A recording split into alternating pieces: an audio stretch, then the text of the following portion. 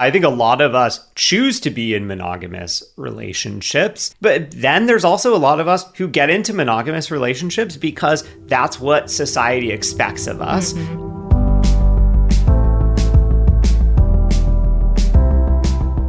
Hello and welcome to the Pillow Talks podcast. We're your hosts, Vanessa and Xander Marin. I'm a sex therapist with over 20 years of experience. And I'm just a regular dude. We share the ups and downs in our relationship while giving you step-by-step techniques for improving yours. Make sure you subscribe for your weekly double date full of totally doable sex tips, practical relationship advice, hilarious and honest stories of what really goes on behind closed bedroom doors, and so much more. It's the sex education you wish you'd had. Another Pillow Talks podcast episode, another Mariah Carey musical interlude. Xander. Oh, no. Can you sing Open Arms? Never heard that song. Don't know it. Sorry. Damn it. Sorry, not sorry. I guess you're not as big of a Mariah Carey fan as I had hoped for. I'm not as big of a Mariah Carey fan as you are, that's for sure. Can you think of any other songs that have like the word open in them? You know, we gotta have like a little theme song for every episode. With arms wide open. Oh, no! Okay, that's the end of musical interludes in the podcast. Nickelback, Creed. right? Oh, no, Creed. Creed, even worse. Sorry to all the Creed fans who are also fans of us. Are there any in existence? Are you a Creed fan? Hit us up on Instagram. Let us know, please. We're dying to know. I am really dying to know. With arms wide open, we are dying to know. Please DM us. We will welcome you with arms wide open. We won't. This is Scott Stapp. Is that his name? The lead singer. I Scott don't know. Stapp of You Pillow know Talks podcast. Vanessa knows the name of like every band that she was into back in the day. I was not into Creed. I was about to tell them. Bands that she knows or bands that she just doesn't like. She knows like the names of all the band members, or at least like the lead singer, short of like 3 bands. I didn't know the names of anybody in the bands. And yet I can't remember the names of interesting people that I meet that I want to be friends with. But I have a weird little hole in my brain to remember Scott Stapp, I think. That's his name, the lead singer of Creed. We do live in LA. We could try to befriend more musicians. Okay, I'll work on it. We'll start with Mariah Carey first. So if you haven't guessed, well, you know, because you clicked on this podcast episode. You saw the title. We are talking about opening up our relationship. Well, not our relationship necessarily, but we will ask that question. We'll talk about it. Yeah, we will talk about it. Today we are going to be talking about whether or not you should open up your relationship. So we're going to talk about what do most people get wrong when they start thinking about opening their relationship. Some of the many misconceptions about open relationships. Yeah, like what is it really? That's, I think, what most people, we're going to start with that. What most people get wrong. The things that you really need to consider. And we actually have 10 different key ingredients that you need to successfully open up your relationship. So this is going to be a jam-packed episode. 10 fingers for your arms wide open relationship. Oh, God. Oh, no, babe. Oh, that's so bad. My dad will appreciate that joke, but he's about the only person. 10 fingers. We're talking about arms. You know, there's something here. Oh, God. It's so bad. Just get to the review of the week. Well, on that note, we're going to turn things around. Amazing, wonderful, spectacular, I assume that was podcast that got cut off. Maybe it was a lot more adjectives. Penis? Spectacular penis. Amazing, wonderful, and spectacular. Yeah. This podcast is so awesome. I've always been shy about talking about sex, and it has helped me learn how to talk about sex with my husband and gain confidence. Double heart, double heart. Listening to this podcast feels like talking to some of your favorite longtime friends. Vanessa and Xander are so fun, surrounded by little sparkly emojis, and charming blush face. Look at you guys. I have learned it's totally okay to have needs in the bedroom and be more confident in myself and my body, which has only helped my relationship with my husband. Thank you for providing this amazing resource each week. You guys rock. Rocker fingers. Is there a name for that? I like know exactly or is it like the devil what that... horns? Yeah, I mean, it's like devil horn. You know, it's like punk rock. Punk rock, that's what I should have said. Punk rock. All right. If you know what the name for that symbol... Well, actually, the weird thing is, in the emoji, the thumb is being held in. My recollection from, my days going to concerts was you stuck your pinky. No. You stuck this out. You stuck your thumb out? Yeah. No. You're thinking of the surfer shaka thing. It clearly has been a really long time since I held my hand up with my fingers in some configuration at a concert. No, the rocker emoji has always been, or the hand signal has always been you tuck your thumb in over the fingers. Yeah. Okay, well then good. I don't know what is this, like the shocker? Oh, maybe that was the Santa Cruz version. It's like shaka punk rock. So many things you can do with your hands. If you have not heard us talk about this yet, we love your reviews. They make us laugh, they make us smile, they make us feel so good. Sometimes they make Vanessa cry. They do. I very frequently cry receiving your feedback, and it's wonderful. So we really thank you for taking the time to leave reviews, and we do a weekly giveaway. Once you submit your review in Apple Podcasts, you are entered in the giveaway every week going forward. It's just a one and done kind of thing. If you are the winner, if we read your review out loud, then you can DM us on Instagram at Vanessa Marin Therapy, ask us a question, and we will give you a personalized coaching session, a little mini coaching session, absolutely free. So we really appreciate the time that it takes to write a review. We cannot tell you how helpful it is for helping the podcast grow and reach more people. And we also love this fun new twist that we've added on with trying to stump Xander with emojis. He's getting kind of good at it. So I think you guys have to dig a little deeper. We've got to go for the really obscure ones. Move away from the hand signals and the faces into the things. The random things. All right, so let's get into this week's episode. First of all, let's talk about what the heck is an open relationship? That's a really good question. And I would venture a guess that most people who haven't really educated themselves on what open relationships are probably hear that and go, oh yeah, that just kind of means that I go and sleep with whoever I want, and I maybe still have my partner, my girlfriend, my boyfriend, my wife, my husband, whatever, back at home, and we have a relationship and I just do whatever I want. Yeah, there are a lot of misconceptions about open relationships, and I think that is one of the biggest ones. It's kind of this have your cake and eat it too kind of mentality. We actually asked our Instagram audience, are you confused about open relationships, what they are, how they work? 43% of people said yes. So almost half of our audience was how does this all work? And we specifically asked for people who are not in an open relationship. Is this causing confusion?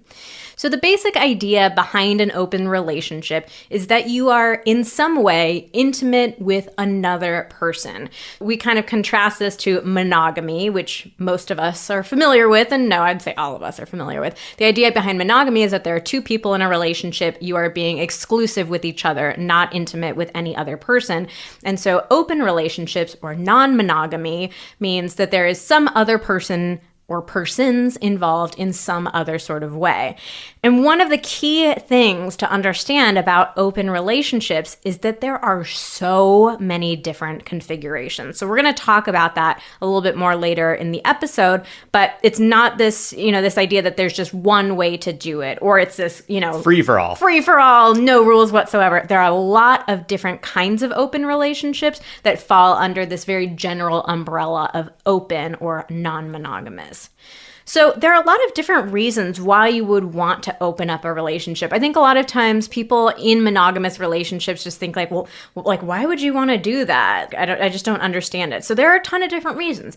So the very first one is just that the concept of monogamy doesn't fit for a lot of people. I think there are so many relationships that are monogamous that we sort of forget that there even are other options or other ways. And for a lot of people, the idea of being monogamous with one person, potentially for the rest of your life, it just doesn't feel authentic to them. It doesn't feel right. It just doesn't feel this is who I am, what I want to experience for my life. Yeah, I think a lot of us choose to be in monogamous relationships.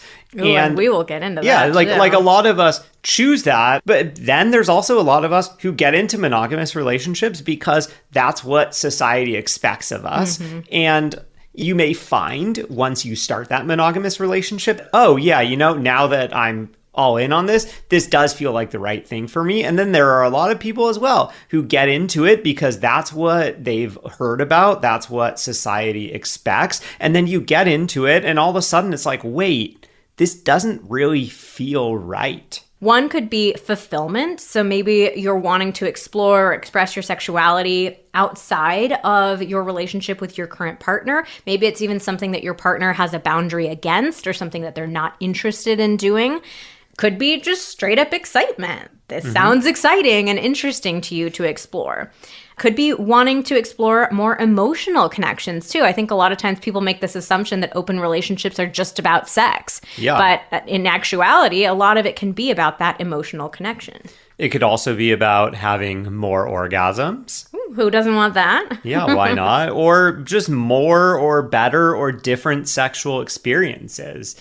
Obviously, with more people, there's more opportunity to have more different experiences. More. And so for some people, that might feel really important. And for others, that might feel less important. It could also be a better relationship for you and your current partner, especially if you are able to fulfill certain needs or desires elsewhere. It could be a way to kind of save some really wonderful things that you do share with your current partner.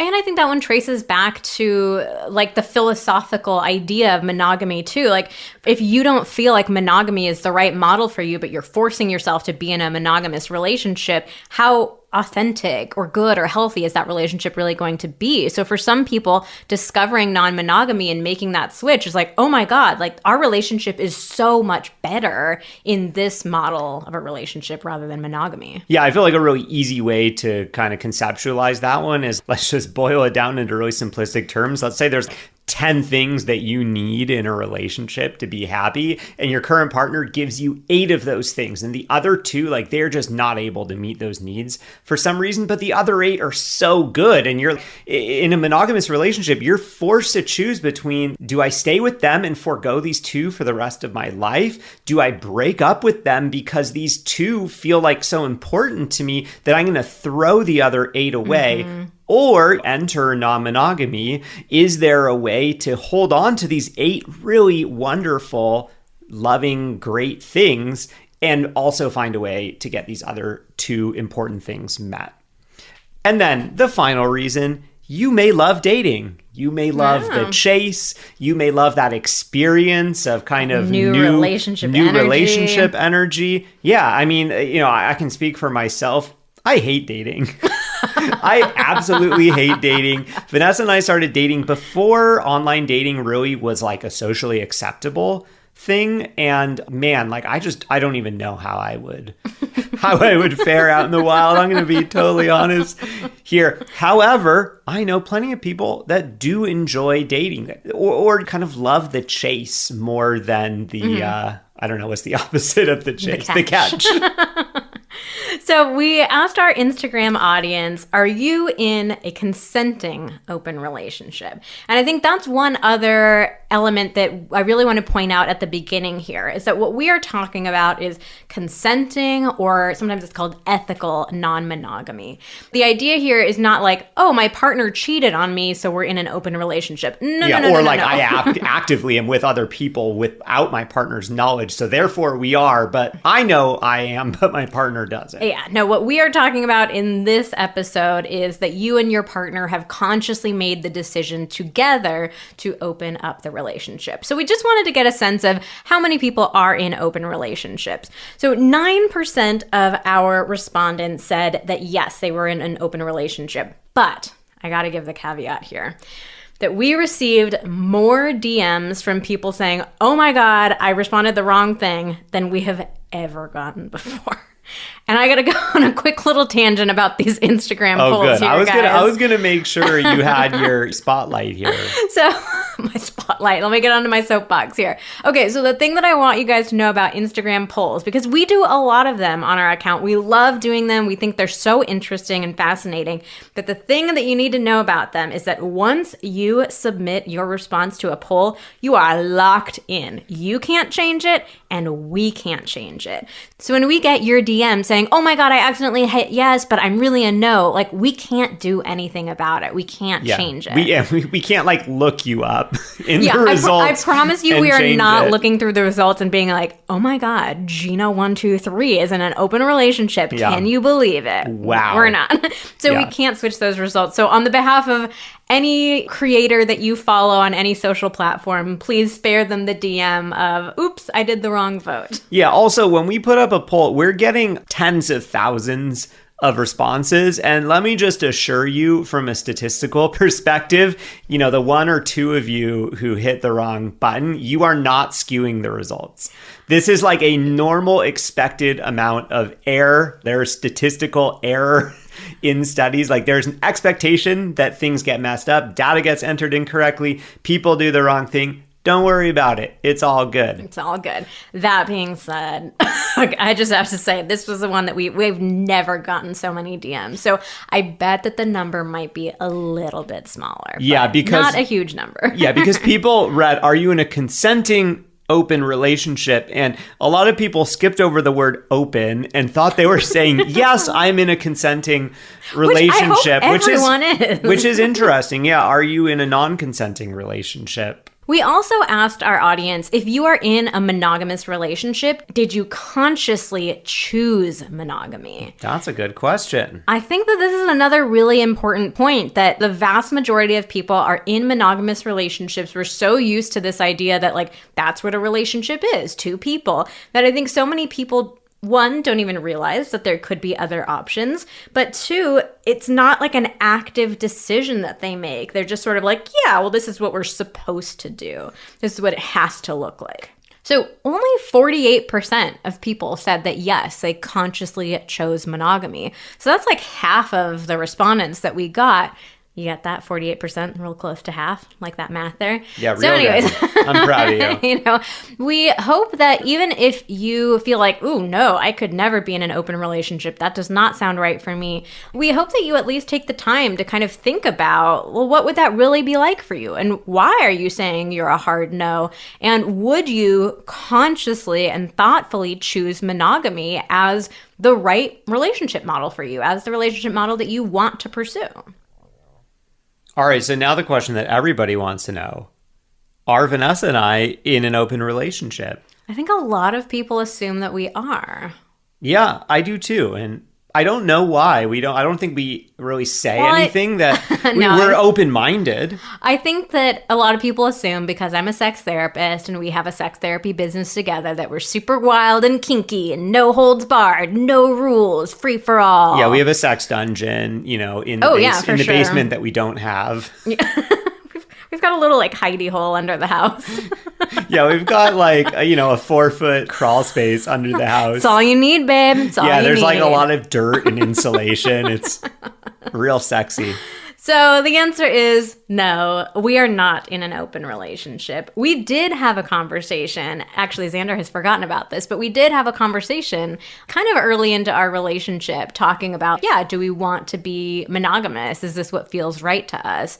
Oh, good for us. Yeah, I don't remember.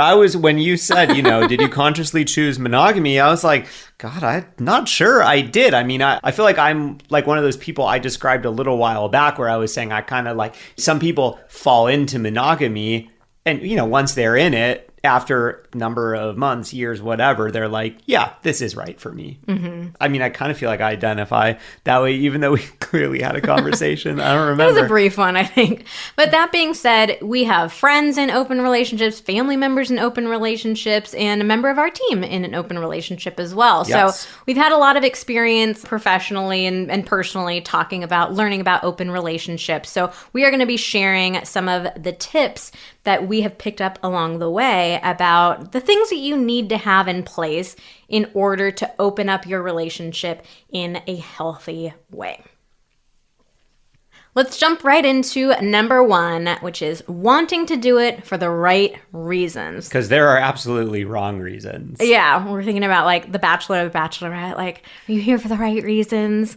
So wait, it's I think I know what the right reasons are. No one really ever told me what they are. The wrong reasons, kind of nebulous too. But whatever. Social media fame. That's the wrong reason. Social media fame. Yeah, being an F-boy. You're thinking about a different dating show. So So I have coached a lot of couples through opening up their relationships. And this really is the first place to start. I always tell people, like, it's important when you're opening up your relationship, you have to have a philosophical belief in the idea that non-monogamy is the right model for you. And this idea that, like, yeah, this is what's going to feel more authentic, more fulfilling, more real to me, being in some sort of open or non-monogamous relationship. Yeah, almost like a mission statement for like what you are trying to accomplish. Oh, like you and, you know, if you're more businessy minded, yeah, a mission statement for you and your partner. Like, what are you trying to achieve in opening up your relationship? I think it will be, if you go through that exercise of like, what is that for each of you? It could be pretty eye-opening, pretty easy to tell if you're kind of doing it for the right or the wrong reasons. Unfortunately, the reality has been with the vast majority of the couples that I've worked with, people wanted to open their relationship for the wrong reasons. And the number one wrong reason of the wrong reasons is an attempt to like save the current relationship. Oh, things are so crappy between us. Let's just open it up. Or I hate our sex life. It's so bad. Let's fuck other people. Yeah. So when you say to save our relationship, usually it's because something in the sex department usually is going wrong. Right? Yeah, very often. Like your partner isn't meeting your needs in some way, but you don't want to talk about it. You don't want to work on it. Sometimes also like just not wanting to commit to your current partner. So I want to be really careful and say like, it's not that people who are in non-monogamous or open relationships are all just a bunch of commitment phobes. I think that is definitely a stereotype or a judgment that gets made. Absolutely, that is not the case.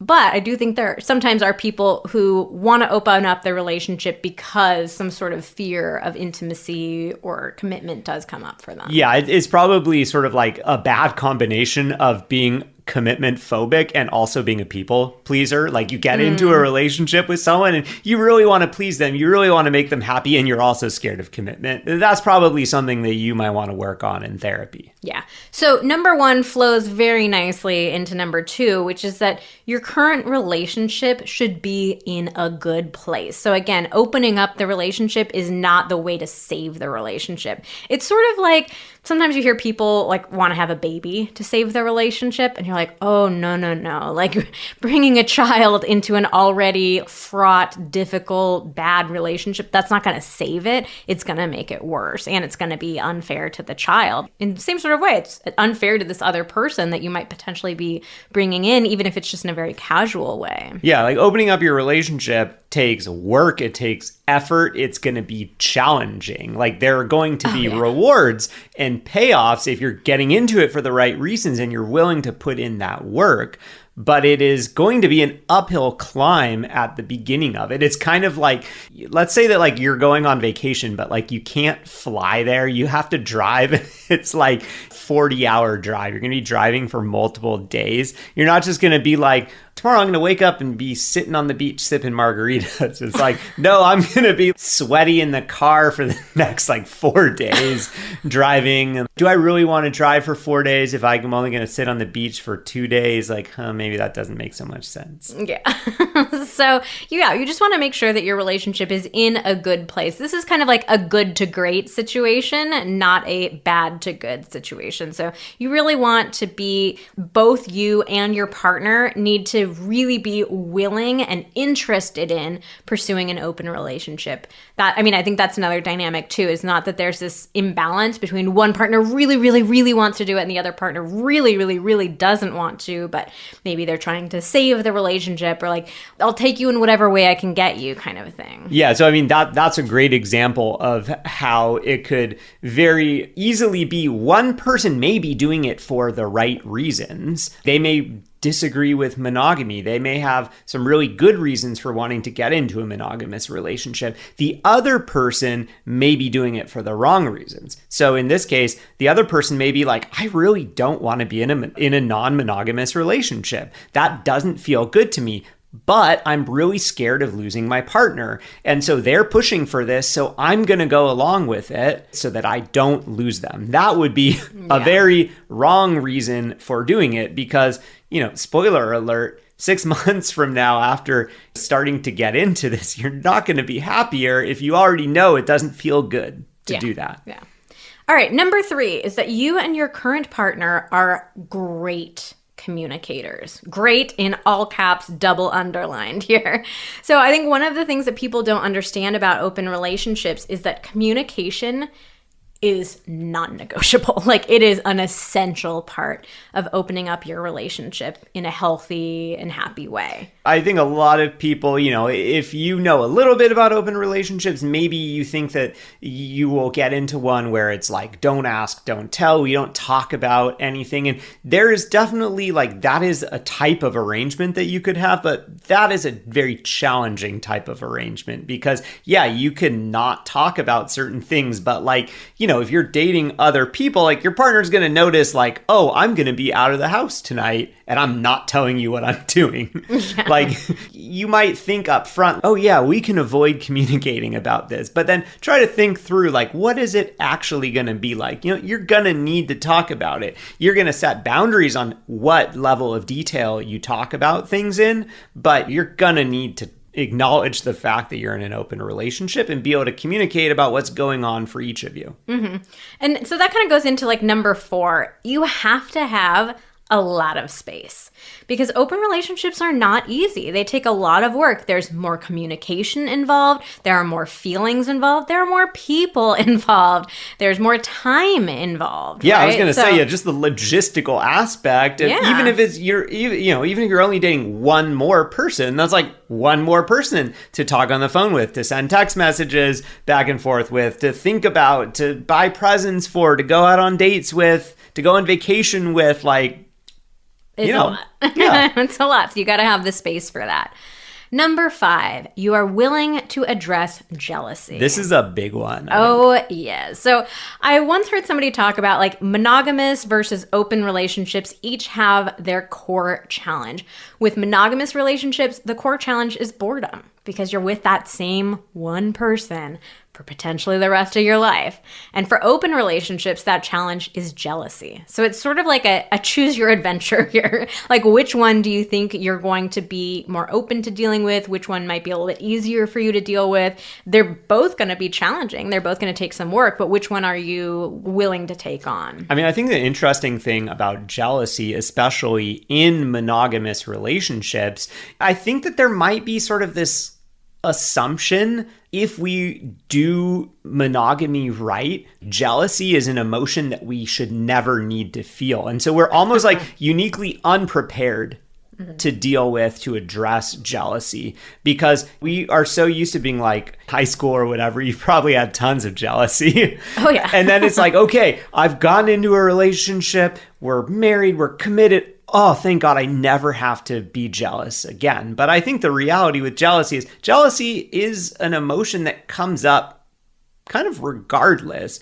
just in different areas of our life. And the idea shouldn't be that we just run away from jealousy. It's something that's coming up for us, and it's something that's worth investigating. I do think people in monogamous relationships definitely experience jealousy, but I think people in open relationships experience so much more of it because there's just more involved, so think about it right now as you're listening to this. What would it really be like to know that your partner is being intimate with somebody else, to know that they're kissing somebody else, to know that they're having sex, however you guys define sex, with somebody else, to know that they're waking up the next morning with somebody else, to know that they're developing feelings or even in love with somebody else. And this is what we mean about there are so many different configurations that an open relationship can take on. Some of these things may be on or off the table, but I do think it's important to think through, what's that going to feel like for you? But I think the great thing that the open relationship community does is really normalizing jealousy and saying look, it's okay to feel jealous. It's understandable to feel jealous. That doesn't make you bad at open relationships or anything like that. But you do need to have this willingness or this commitment to work through your jealousy and to take a look at what insecurities does it stir up about you or about your relationship. One particular dynamic that we've heard about a lot is this imbalance that can happen when you initially open up the relationship. So the people that we know that have been in open relationships have pretty much, the majority of them have been male-female pairings. And so they will each get on dating apps, and the woman just immediately will find people to hook up with, to date. Whereas the guy tends to take a lot longer to find somebody. So it's like right off the bat, you know, you're so excited about like, okay, we're doing this, we're opening it up. And it's like, whoa, my partner's getting all the attention and I'm getting none. It can be pretty intense. Yeah, I mean, and even if that's not your configuration or if that's not your experience, it's very likely that one partner will just inherently have some more success earlier on than the other. Like, it's not going to be an equal, okay, great, we both got a date on Friday, and it's going to go exactly the same. Exactly. All right, the sixth thing that you need to open up your relationship is you gotta be great at boundaries. So this is interesting. I think a lot of people hear open relationship, and like we were saying earlier, there's this like idea that it's just a free-for-all, just fuck whoever you want and do whatever you want. It's like relationship anarchy. And in reality, actually, I would venture a guess to say being in an open relationship, there are more rules and guidelines to follow than there are in a monogamous relationship. Absolutely. I don't think that's necessarily like people in open relationships are like stricter or whatever. I think it's because they are really good at understanding boundaries and being nuanced and explicit about boundaries. I think they are kind of light years ahead of many of us monogamous relationship folks, where boundaries just aren't something that we like talk about that openly or are that explicit with. Yeah, well, I mean, because like in a monogamous relationship, you just have some fairly basic boundaries. Don't fuck somebody else. Yeah, you have some basic boundaries, and then it's like, obviously, you know, if you break the boundary of being intimate with somebody else, then there's all these other boundaries that you could break, but you're going to break the first boundary first. Yeah. So it's like, we don't need to set all these successive boundaries, because it's like, there's only one boundary that you break before, and then there's all these other ones. Yeah, so like when you're deciding to open up your relationship, you're going to want to create boundaries around things like, okay, well, what's the timeline of this? What activities are on or off the table? Are we dating other people? Are we allowing feelings? Are we allowing entirely separate relationships? Or is this just sexual? It's just allowed to hook up only one time, never a second time? Is it kissing's off the table? Is it intercourse is off the table? Is it sleeping over is off the table? Like, there are so many different possibilities. And that has been the most successful open relationships that I've seen, is when the couple got really clear with each other beforehand, like very detailed about, this is on the table, this is off the table. And I would imagine that after doing that initial exercise, that you continue to check in about that over time, because there's no way to know that we set these rules once and then we're good with them forever. Yeah. You know, your them. thinking might change, your feelings might change over time. You might need to roll some of them back, or you might want to kind of open some more of them up. Yeah, absolutely. And I think there's also a piece here around like respecting those boundaries too. It's one thing to say, okay, no sleepovers are allowed. But then to be in the moment, to like have just had great sex with somebody, you're really tired, you're so cozy and intimate and sweet, like cuddling each other, to like have to have the energy and the willpower to say, you know what, no, this is a boundary that my partner and I have, you gotta go. You know, it takes a lot. So being able to uphold those boundaries is important too. And on the flip side of that, it's that the other person needs to be able to enforce boundaries that may get broken. And, you know, having a clear punishment isn't the right word, but like having there be clear consequences for boundaries being broken, and then somebody who's willing to enforce that boundary. And the punishment is that you have to go into our sex basement dungeon. Yeah, they see that the really kinky thing is that the further back you get towards the back of our house, the lower the ceiling gets. So, you know, it gets maybe like 1 or 2 feet tall. It's a little, that's pretty kinky. Little sexy box back there.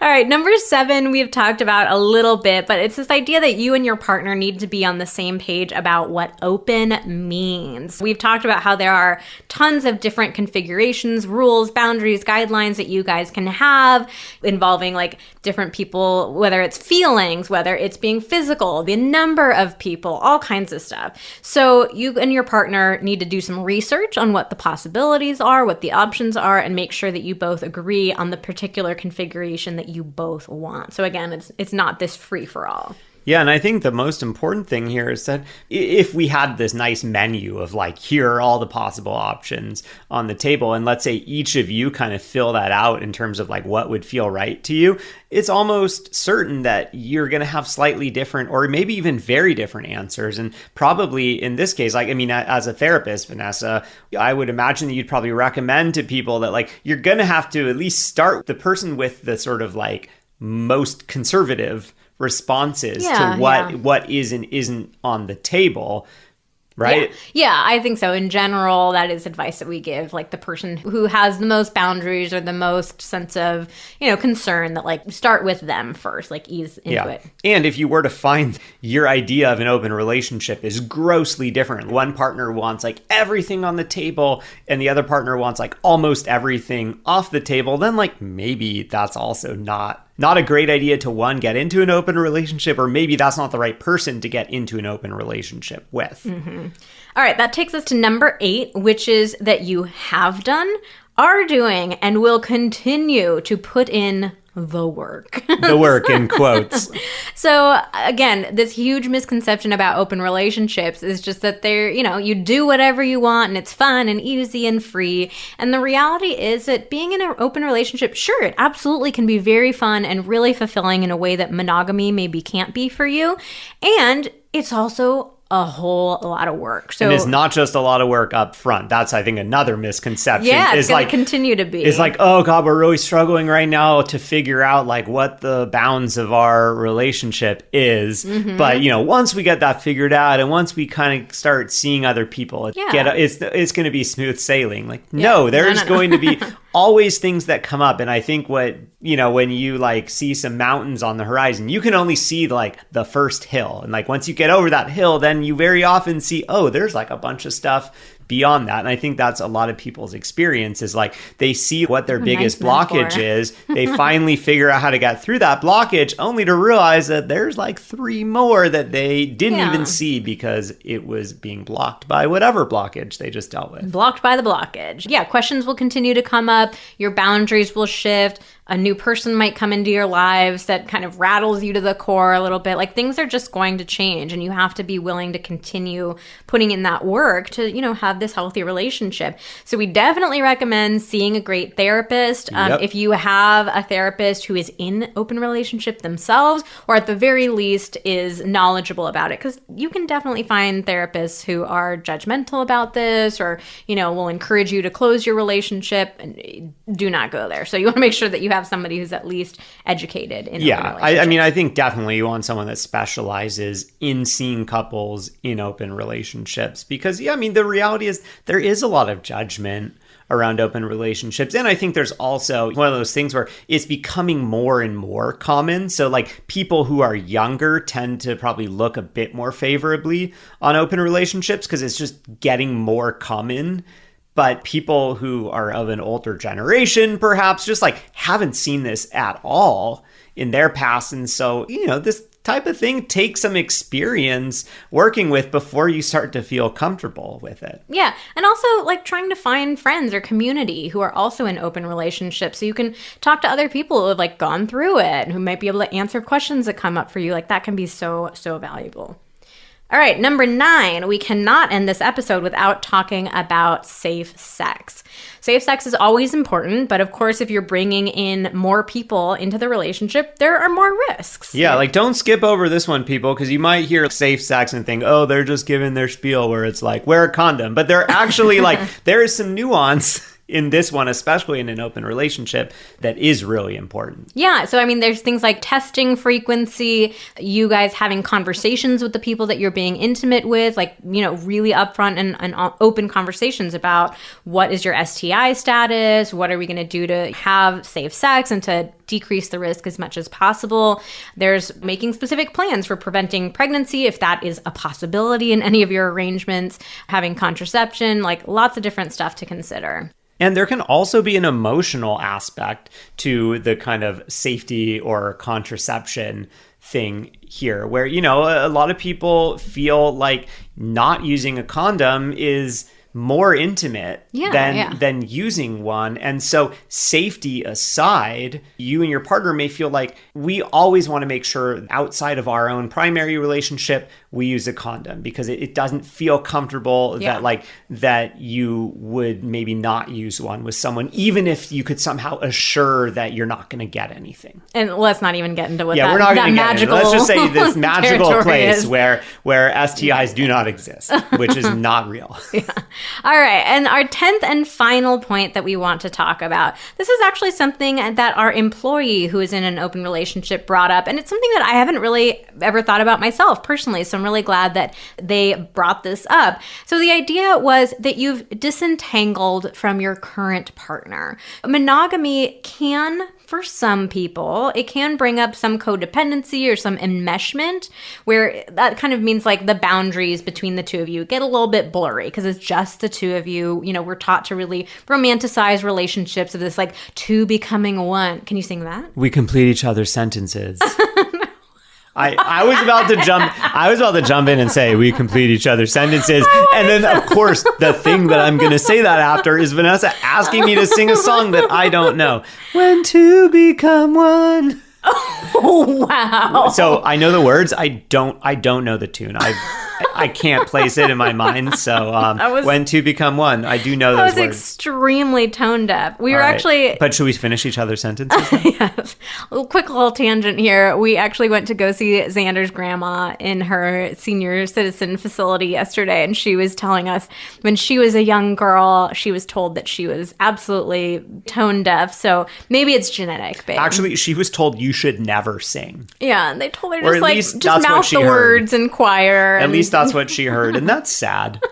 Anyways, didn't think we'd be talking about your grandma today in Open Relationships podcast, but yes, going back to this, our employee was saying, that it can be really helpful to just have this focus on building up your individuality. And this could even be like a transition point between being in a closed relationship into going into an open one, or maybe it's when you're in between relationships. But really focusing on building your individual life, having hobbies, people you see outside of your partner, your relationship, practicing like being on your own and getting comfortable with yourself, and even practicing like this idea of dating yourself within your partnership, like carving out time for yourself and creating like individuality. And I think that can actually be one of the challenges in open relationships. Like we talked about how much more time and energy and effort they take. It can be even harder to carve out space for yourself. So getting started early on with that idea of like really protecting this time for yourself can be very beneficial.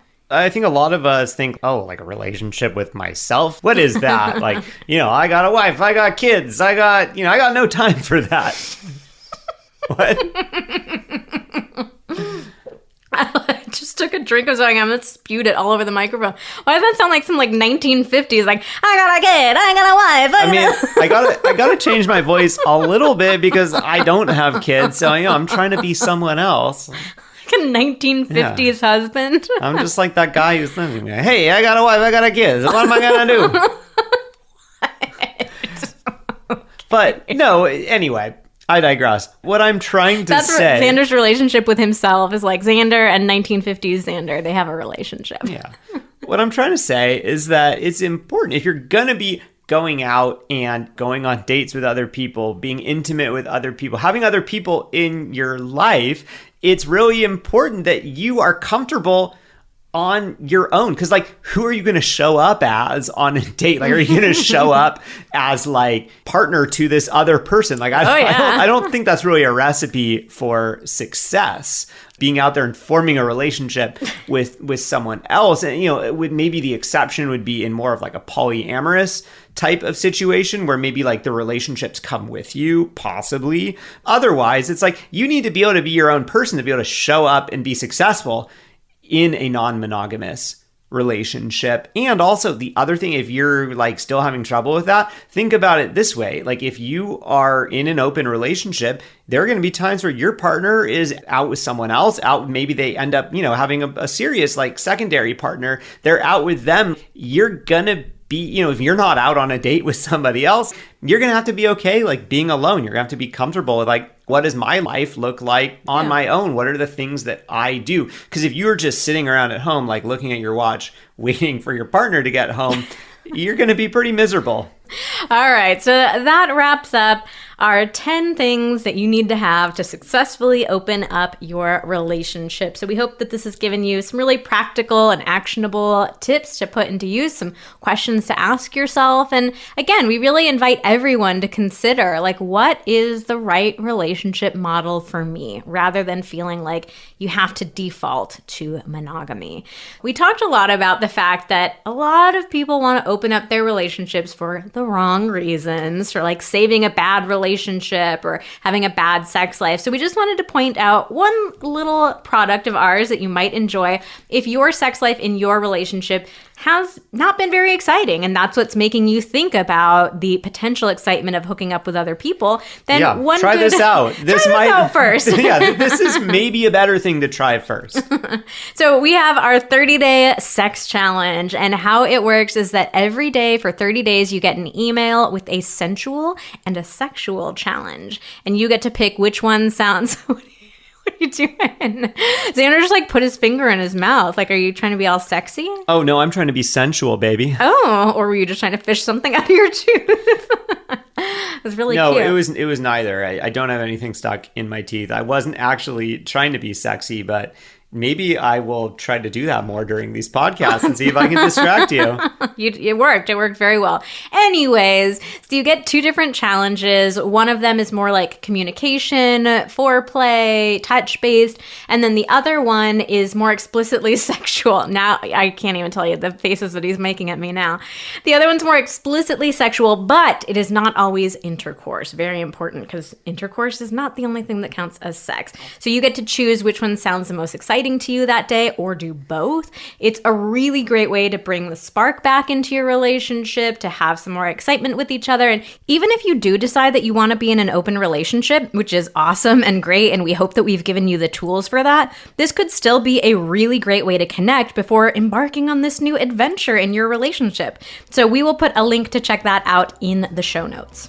Well, that's all for today's episode of Pillow Talks. Thank you so much for listening. Join us again next week when we talk about how to have the best relationship yet in 2022. Ooh, well, see you next year, guys. 2022. She coming.